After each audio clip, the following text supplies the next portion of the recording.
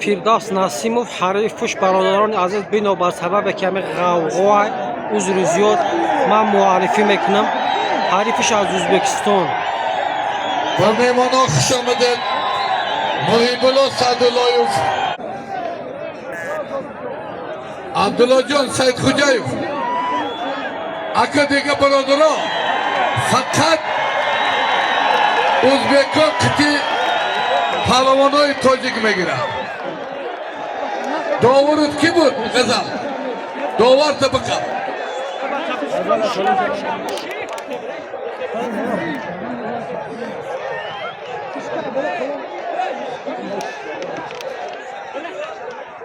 های بله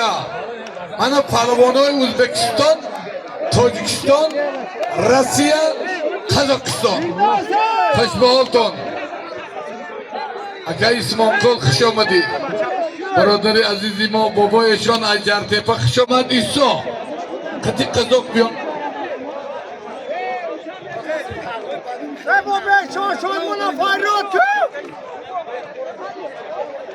جیری کو امره قزاق کو برادران دیگه نه پهلوانای yok خودی به خودی نمیگیری دیگه فقط ازبکستانی خودی من ازبکستانی خودی بگیری دیگه خیلی گپ نیست همین خیلی جر یعنی میبی شاشان منو فریاد تو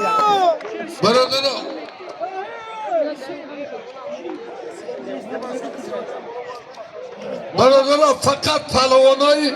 تاجیکستان قطی ازبکستان و روسیه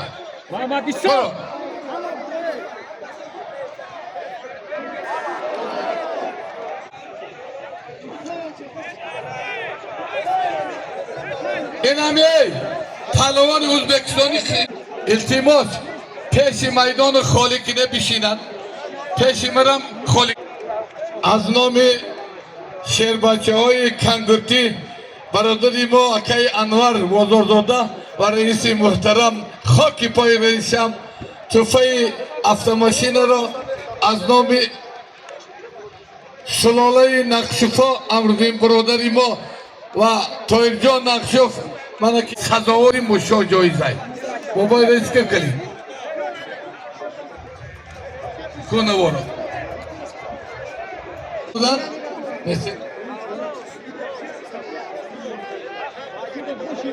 اینامی محمد زایر